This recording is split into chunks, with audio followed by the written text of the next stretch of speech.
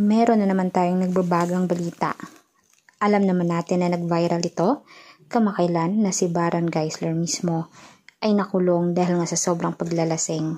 Dahil kapag natamaan ito ng alak ay talaga namang pikon ito at tila parang madaldal na parang bastos na talagang pag-ugaling lumalabas kay Baron. Hindi naman ibig sabihin ay masamang tao itong si Baron Geisler. Pero alam naman natin na sobra siyang uminom ng alak.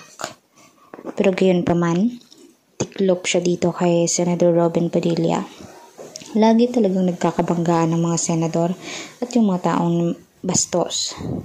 Alam naman natin kontra din naman kasi ni Robin Padilla ang may mga lumalaganap na issue tulad nito.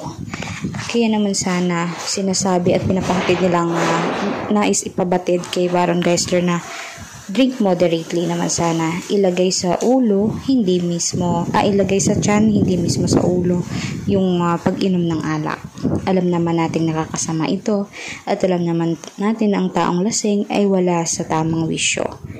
Kaya nakakulong naman, totoong nakulong itong si Baron Geisler. Pero ganyan pa man ay nag-promise siya sa publiko na hindi na niya uulitin ang ganoong aksidente nung pagwawala niya mismo sa kanto.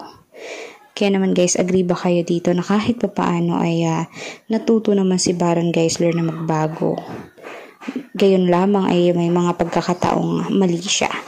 Kaya for more public videos guys, please mag-subscribe, i-like at i-share natin videos ng public. Maraming salamat po mga kanetizen.